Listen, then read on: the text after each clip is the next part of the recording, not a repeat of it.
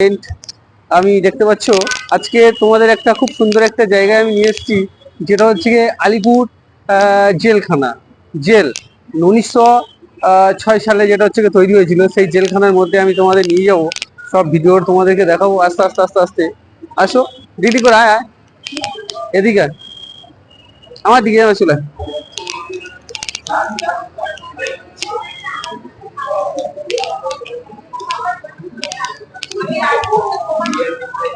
দুটো আছে। थोड़ा बैग चेक करवा लीजिए। হ্যাঁ হ্যাঁ হ্যাঁ, ব্যাগ ব্যাগ ব্যাগ। হ্যাঁ ম্যাডাম, এক্সকিউজ মি, ব্যাগগুলো চেক করে নিন তাহলে।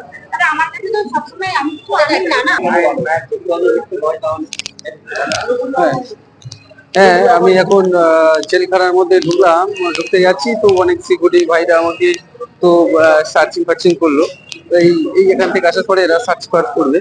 হ্যাঁ, তো টিকিটটা দেখবে, ব্যাগ ট্যাগ গুলো দেখবে, দেখে নিয়ে আর কি তোমাদেরকে সবকিছু বলবে, ঠিক আছে। আমি আছি, ব্যাগনা রয়েছে আমার সঙ্গে, দেখতে পাচ্ছ। আজকে জেলখানায় সবার প্রথম দিকে দেখাচ্ছি এই জেলখানাটা কেমন কি দেখতে হয়, এটা দেখাচ্ছি ওকে, ঠিক আছে। আর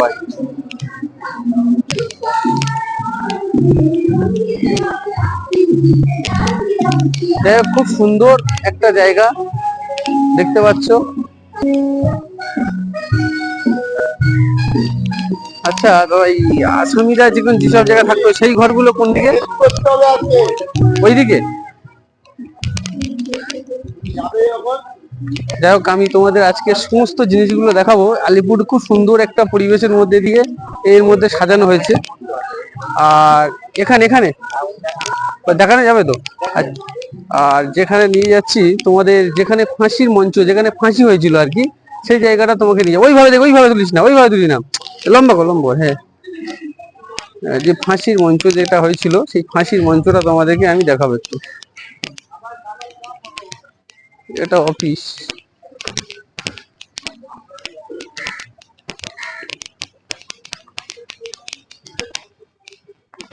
এগুলো না, তুই আমার সঙ্গে আয় না।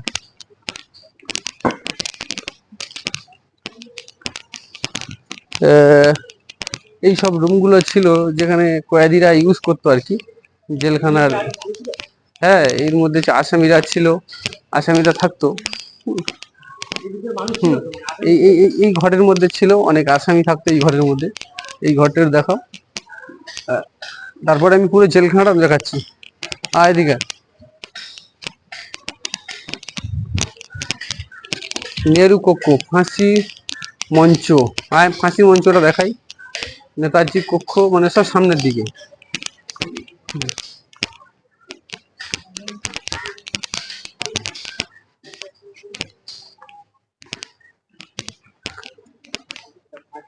হ্যাঁ, যাই হোক, আমরা এখন এসছি ওই যেটা ফাঁসি, তোমার তো যাবো, এখানে ফাঁসি দিত আর কি।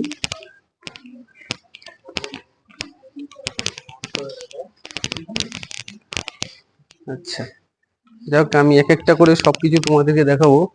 যে এখানে আসামিরা থাকতো এই এই এই- এই সব রুমের মধ্যে।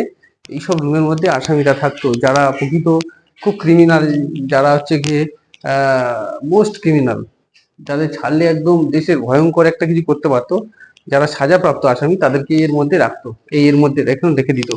ঘরটা দেখাও, ঘরটুকু কতটুকু করে ঘর ছিল, এই ঘরের মধ্যে তাদেরকে রেখে দিত। আর একটু দেখাই এবারে। দীনেশ গুপ্ত, দীনেশ গুপ্ত যেখানে থাকতো আর কি, দীনেশ গুপ্ত থাকতো এই জেলটায়। এখানে থাকতো দীনেশ গুপ্ত, তার ছবিও এখানে রয়েছে। এটা দীনেশ গুপ্ত, এই এই হচ্ছে গিয়ে তার মূর্তিও দেওয়া রয়েছে। দীনেশ গুপ্ত এখানেই থাকতো, এই জেলের মধ্যে তার জীবন চলে গেছে। দীনেশ গুপ্ত 1911 থেকে 1931 সাল পর্যন্ত দীনেশ গুপ্ত এখানে ছিলেন।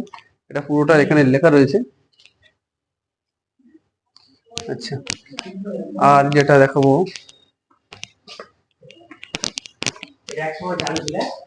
এক সময় এই জেলটা খুব ভাবে চালু ছিল। এই এই যে একটা জেলখানা দেখো, এর মধ্যে অনেক কয়েদিও থাকতো। এর মধ্যে এর মধ্যে অনেক দুটো তিনটে কয়েদি থাকতো, শুয়ে থাকতো, সবাই মিলে এখানে থাকতো আর কি। খুব সুন্দর একটা জায়গা। হুম,